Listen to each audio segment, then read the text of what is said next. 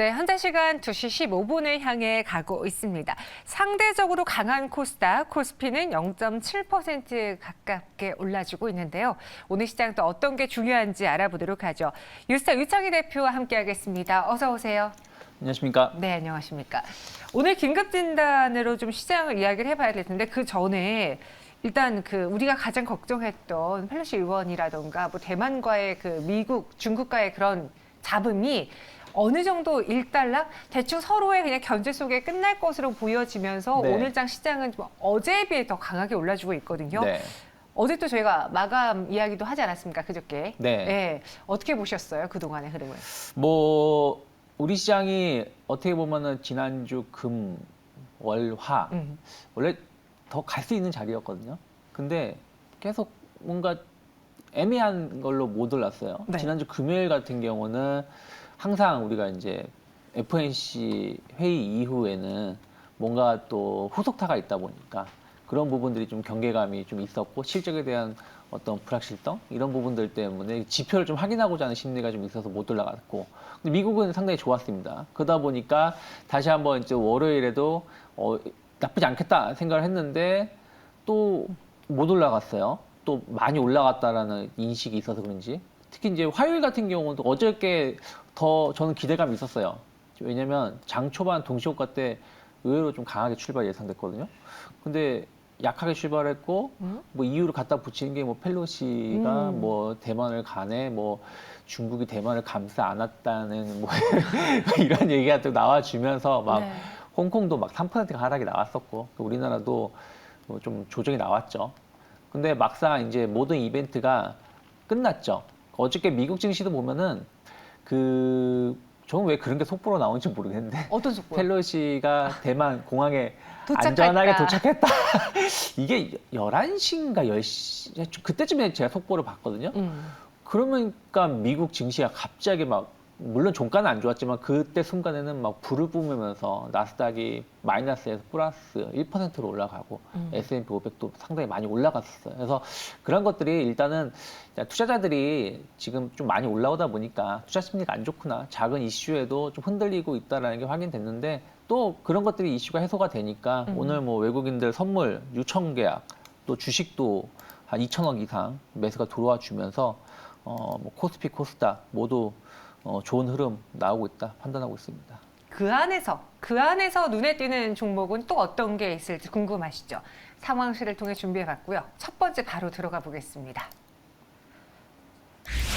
파워넷입니다. LFP 배터리 개발 이야기 때문에 오늘 파워넷이 상승하고 있는데 이제 그동안은 저희가 NCM이라고 하잖아요. 이른바 3원기 배터리에 집중해 있던 그 배터리 국내 3사 업체들이 LFP 배터리 시장으로 눈을 돌리고 있다라는 뉴스가 사실 뭐 이게 뭐 오늘 새로 나온 네. 이야기는 아님에도 불구하고 또 특징주로 거론되면서 파워넷이 오르고 있거든요. LFP 배터리로 진출하려고 하는 이유 무엇입니까? 최근에 보시면 네. 배터리 업체들, 그러니까 전통 배터리 업체들도 좀 최근에 좀 반등을 줬지만 엄밀히 따지면 아주 강했었던 게 그 원통형 배터리 관련 종목이 많이 올라왔었고요. 오늘은 또 이제 LFP 배터리 관련돼서였던 이슈가 좀 나와주고 있는데 그 배터리의 그 원재료 가격이 좀 많이 올랐다라고 하잖아요. 그래서 테슬라도 이번에 이제 어닝 실적 발표를 하면서 조금 요즘에 좋아졌다. 그 원가 부담이 네. 뭐 이런 얘기를 할 정도로 상당히 부담감이 있었는데 그런 것들이 전기차 가격을 상승 요인으로 작용을 했었고요. 또 하나는 전기차 가격이 비쌉니다. 우리가 보조금을 빼고 나면 전기차 엄청 비싸요. 최소 1,000만 원에서 많게는 막 2천만 원 이 정도 이렇게 보조금을 받지 않습니까? 그럼 동일한 그 가솔린 혹은 디젤 차량하고 비교했을 때 전기차 가격이 한 1,000에서 1,500만 원 비싸다라는 것이거든요. 이게 배터리 때문에 비싼 것인데 이것을 좀 이제 이 부분을 좀 해소하려고 하는 거죠. 그러다 보니까 원통형 배터리 전통적으로 원통형 배터리는 원가가 좀 상대적으로 좀 싸다라는 게 확인되었었던 것이고 또 LFP, 그러니까 3원계에서 LFP로 좀 바뀌게 되면 그 인산은 동일하게 들어가요. 근데 3원계는 니켈하고 코발트가 들어가는데 이제 LFP는 철이 들어간다는 것이죠. 그래서 상당히 원가의 부담감이 덜 들어가고 또 이게 장점이 좀 안정성이 좀 높다라는 것입니다. 안정성이 높기 때문에 그러한 부분들이 또 이제 시장에서는 좀 주목을 하고 있고 다만 이 단점은 있어요. 단점은 이제 주행 거리가 맞아요. 짧아진다라는 거예요. 예를 들어서 그냥 3원계로 완충을 해서 주행을 하면 뭐 500km 간다.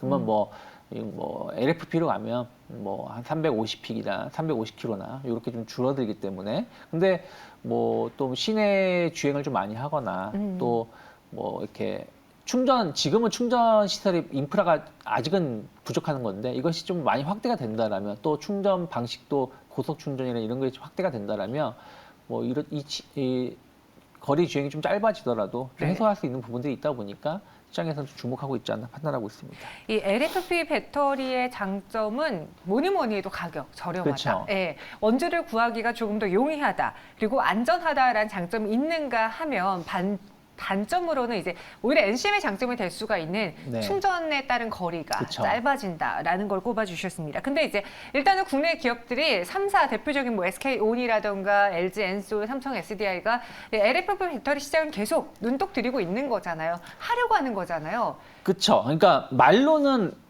우리는 이쪽에 대해서 주력을 하지 않겠다. 왜냐하면 지금 이제 NFP 이런 쪽으로 해가지고 높은 기술력을 가지고 있기 때문에 네. 3원계 쪽으로 높은 기술력을 가지고 있고 높은 점유율을 차지하고 있는데 또 좋은 단가를 받을 수 있는데 굳이 그 싼 것을 본인들이 판매할 필요가 없지 않습니까? 그래서 이쪽에 대해서 삼성 SDI는 아예 쳐다도 안 보고 있다. 뭐 자기들은 원통형 배터리가 좀 있어서 그런지 모르겠습니다만은 네.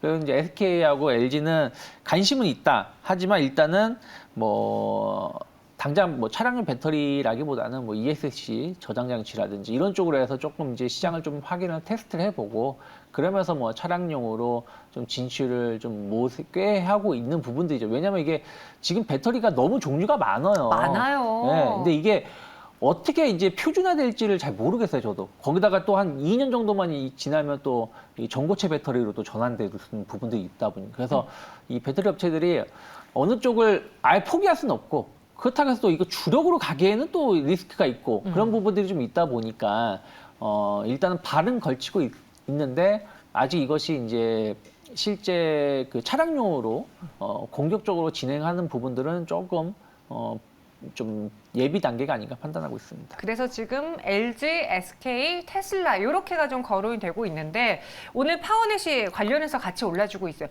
그 외에 만약에 정말 LFP 그 배터리에 대해서 본격적으로 채택을 하고 수익이 늘어난다면 좀 같이 눈여겨볼 만한 회사, 사업 어떤 쪽이 있을까요? 뭐 어쨌든 배터리가 그러니까 뭐 주요 사용되는 내용이 좀 달라지는 것이지 뭐 음극재라든지 뭐 양극재라든지 전해질 이런 거 부분들은 동일하게 들어갑니다. 그렇기 때문에 어쨌든 배터리 시장이 커지는 것이고 또 이 시장이 좀 안정적으로 성장하는 부분들이다 보니까 뭐 그런 뭐 관련된 기업들은 나쁘지 않다 판단하고 있고 최근에 어찌됐든 이제 원자재 가격 상승이라든지 또 중국이 또 그 자원을 좀 이제 무기화 할 수 있다라는 이런 뭐 부담감이 좀 있다 보니까 뭐 포스코 케미칼 같은 경우가 상당히 시장에 주목을 받았었어요. 그래서 포스코 케미칼 같은 경우도 전 꾸준하게 좀 더 관심 있게 볼 수 있다 판단하고 있고요. 또 첨보 같은 기업들,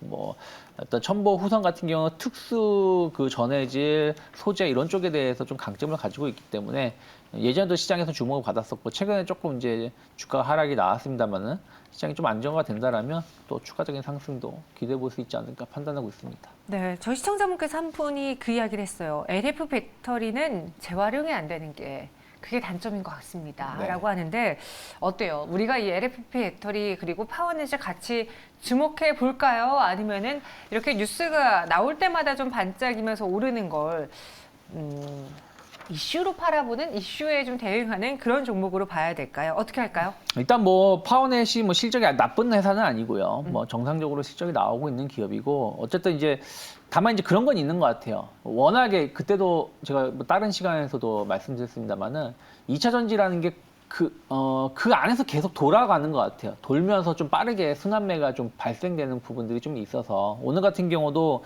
좀 올라왔다가 좀 윗꼬리가 나오는 부분들이 좀 있지 않습니까? 그래서 저는 뭐 주가 흐름만 본다라면 윗꼬리의 부담감은 좀 있습니다만은 네. 일단 5천 원 정도까지는 반등 목표치는 열려 있다. 그래서 시장이 좀 안정화된다라면 추가적인 상승 가능하기 때문에 좀 가지고 계신 분들이라면 조금 더 보유하시는 게 좋고 또 뭐 뒤늦게 좀 오늘 같은 경우 좀 위에 좀 물리신 분들은 손해 보고 계신 분들이 있으시잖아요. 좀 성급하게 좀 들어가셔서 그러신 분들이라면 어찌되었든 한 4,200원 정도가 상당히 중요한 자리일 수 있기 때문에 그 자리가 지켜지는지 여부를 좀 확인하시면서 대응해 보시면 좋지 않을까 판단하고 있습니다. 알겠습니다. 파워넷에 대해서 선도 기업이라는 한 줄 평과 함께 단기 목표 주가 5,000원 제시해 드렸습니다. 이어서 두 번째 종목 만나보시죠. 미중 갈등 때문인가요? 한일단조. 이 한일단조도 은근 여러 가지 색을 좀 갖고 있는 것 같은데 일단은 오늘 방산주가 몇몇 종목들은 좀 내려주고 네. 있지만 어제까지 오른 상태에서 오늘장은 좀 차익실현 매도 물량이 나오지만 방산주를 향한 이슈가 이렇게 뜨거웠던 적은 없는 것 같아요. 네. 예전에는 정말 뭐 남북경협, 남북 간의 관계에만 따라서 반짝 움직이고 말았다면은 지금 러우 전쟁 그 여파 때문에 실제로 무기 계약도 체결되고 있고 네. 각국의 국방력에 대한 관심이 그 어느 때보다 높은 상황이잖아요. 네. 그렇죠. 뭐 엄밀히 따지면 LI 넥스원이 작년에 뭐 이집트라든지 여러 나라에 뭐 조 단위의 수주로 포문을 열었었고 또 그 이후에 러우 전쟁이 좀 발생이 됐고 또 러우 전쟁이 장기화되면서 동유럽 국가들이 또 무기 국방을 좀 증가시키려 하고 있고요. 그러면서도 이제 왜 우리나라 무기가 잘 판매가 되느냐? 그전에도 말씀드렸습니다만은 유럽이 있지만 유럽에도 뭐 프랑스, 영국, 독일 다 무기 잘 만드는 국가들이었어요.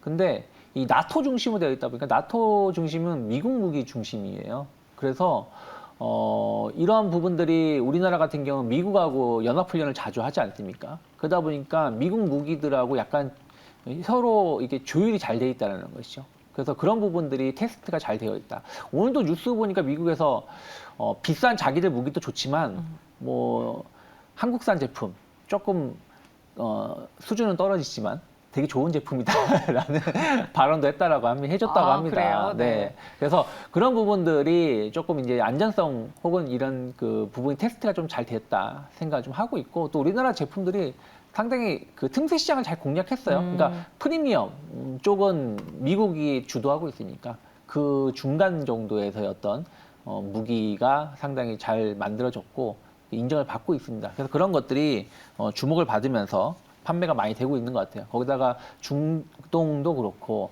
아시아도 신흥국 쪽으로 해가지고 중국 때문에 어제 뭐 대만 얘기도 있었습니다만은 뭐 태국 뭐 말레이시아 막 이런 나라도 중국하고 관계가 상당히 안 좋거든요. 그래서 그런 부분들도 좀 그 국방비가 신흥국 쪽에서 많이 늘어나고 있는데 이런 거에서도 우리나라가 상당히 강점을 가지고 있지 않나 판단하고 있습니다. 네, 오늘 그래서 방산주들이 좀 전체적으로 밀릴 때 이상하게 한일단조는 오늘 장 초반에 5일 연속 상승세를 보여주다가 네. 현재는 보합에서 움직이고 있어요. 그쵸. 그래서 이 한일단조가 왜 뒤늦게 좀 오를까 하고 좀 찾아보니 사실 저는 그전에 그 자동차 부품주로 이 회사를 더 많이 생각하고 있었거든요. 근데 여기 방산까지 엮였더라고요. 도대체 이 회사 뭐 하는 회사인지 어떤 매력이 있는 회사인가요? 뭐 이런저런 뭐 걸 사업을 좀 해요. 네. 자동차 부품도 하고. 근데 엄밀히 따면 실적이 그렇게 많이 나오는 회사는 아니에요. 여전히 좀 적자하고 매출 규모도 그렇게 많은 회사는 아닙니다. 그래서 뭐 무기 쪽으로 보면 유도 무기, 박격포탄, 뭐 로켓탄, 뭐 곡사포탄 여러 이제 포탄 쪽으로 해가지고 조금 이제 강점이 있는 걸로 알고 있는데 좀 제한적이죠. 오늘도 올라왔다가 윗꼬리가 좀 크게 나왔고 또 다른 방산주들도 좀 이슈들이 이제 많이 소멸이 됐어요. 폴란드 이슈든 뭐 그 대만 이슈든 여러 가지 이제 이슈가 소멸되다 보니까 좀 차익성 매물이 좀 나오고 있다. 좀 판단을 좀 하고 있습니다. 네, 방산주 오늘 좀 내리고 있는 종목들도 있고 네. 그동안 사고 싶은데 아니야 이슈에 사지 말라고 해서 기다리자 하다가 오늘 처음 본 이 파란불에 살까 말까 고민하시는 분들 많으실 것 같아요. 한일단조도 아침만 해도 이거 놓쳤네 했는데 지금 보합이야 살까 말까 고민하시는 분들 계실 것 같습니다. 개인적으로 제가 올 한 해 동안 좀 기대를 거는 섹터가 네. 로봇과 방산이었거든요. 네. 이 한일단조 포함해서 방산주에 대한 투자 의견 어떻게 가져가 볼까요? 저는 방산주를 매수를 하신다라면 네. 결국에는 좀 대형주 위주로 대장으로. 간다. 예, 대장주가 가야 된다. 그렇기 때문에 뭐 LG 넥스원, 한국항공우주, 항공우주. 뭐 하나에어로스페이스 좀 최근에 많이 오르긴 했습니다만은 이런 기업들이 실적도 잘 나오고 있고 앞으로 수주 모멘텀 이런 것도 계속 나오고 있기 때문에 좀 이런 종목군들은 조정 시에 좀 매수 관점으로 볼 수 있지만 좀 작은 기업들은 실질적으로 얼마나 실익이 있을지 여부는 좀 봐야 되지 않을까 판단하고 있습니다. 그래서 한일단조의 경우에는 상승 시에 비중을 축소하고 차라리 그 자금을 가지고 대장인 그쵸. 한국항공우주라던가 LIG 넥스원, 하나에어로스페이스 쪽으로 가보는 게 어떻겠느냐라고 의견을 주셨습니다. 여러분들의 좀 전략에 도움이 되었길 바라면서 마지막 상황실 넘어가 보도록 하죠.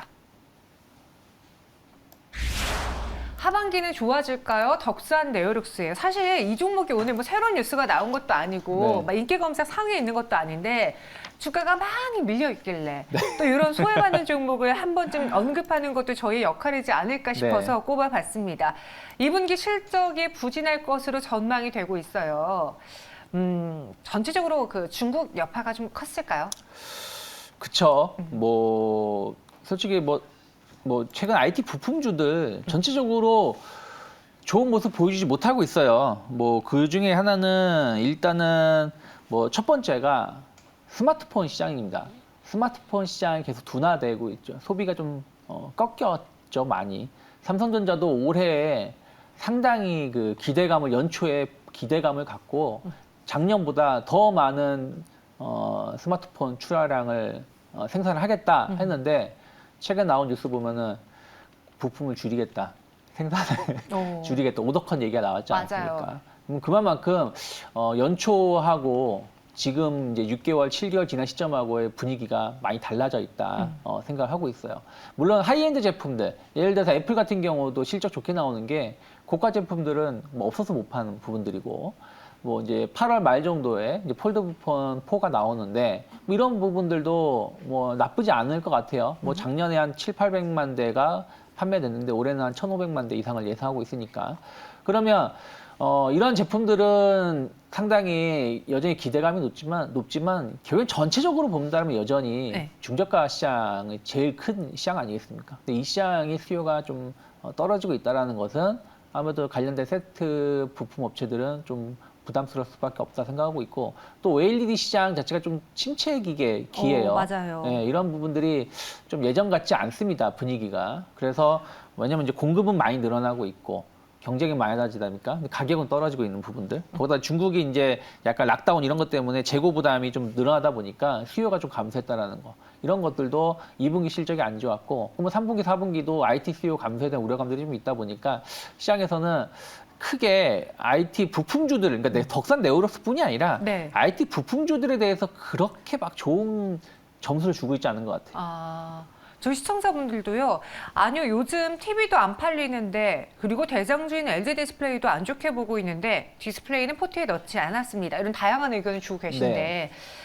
사실 그래요. 이게 가전 하나로만 놓고 본다면 수요가 줄어들긴 하지만 우리는 봉쇄라는 최악의 사태도 봤기 때문에 그 기저효과라는 게 또 있잖아요. 네. 그리고 더불어서 하반기의 경우에는 애플의 뭐 신작품이라든가 스마트폰에 있어서 성수기다 보니 네. 상반기보다는 나아지지 않을까라는 분석도 이 덕산 네오룩스에 같이 나오고 있는데 그렇다고 기대를 걸어보기엔 좀 역부족인 건지요. 그런 것 같아요. 그러니까 무슨 얘기냐면, 그러니까 우리가 그 부품사들 보면 최근에 조금 약간 움직임이 나오는 애들 보면은 약간 하이엔드 제품에 좀 특화되어 있는 기업들. 애플 쪽이요? 애플 쪽이라든지 아니면 뭐 아까 말씀드린 폴더블 폰이라든지 뭐 이런 쪽에 좀 특화되어 있거나 조금 이제 기술력이 좀 앞서 있는 기업들은 좀 매수기가 들어오고 있는 것 같아요. 근데 좀 뭐 디스플레이라든지 좀 이제 아주 높은 기술이 필요 없다는 뜻은 아니지만 좀 다른 기업들도 충분히 할 수 있는 부품사들은 생각했던 것보다 이렇게 주가 반등이 이렇게 잘 나오고 있는 편은 아니거든요. 그래서 그런 부분들이 결국에는 덕산 네오룩스의 반등을 다른 부품사들에 비교해본다라면 덜 올라오게 만드는 요소가 아닐까. 그리고 실적적인 측면에서도 조금은 확인하고자 하는 심리가 강하다. 지금은 결국에는 실적이 좋게 나오냐 안 좋게 나오냐가 중요하다 보니까 실적을 먼저 확인하고자 하는 심리가 좀 있다 판단하고 있습니다. 아, 네. 제가 리포트를 보니까 덕산네오룩스에 대해서 실적이 부진할 거 알고 있습니다. 그런데 역사적 저점인 수준이기 때문에 가격 메리트는 있다. 하반기는 이보다 나을 것이다 라고 있어서 솔깃했는데 우리 투자자분들은 어떻게 판단하는 게 좋을지 덕산네오룩스에 대한 의견 주시죠. 네. 역사적인 저점인 종목군들 많다 또 이러려고 했죠?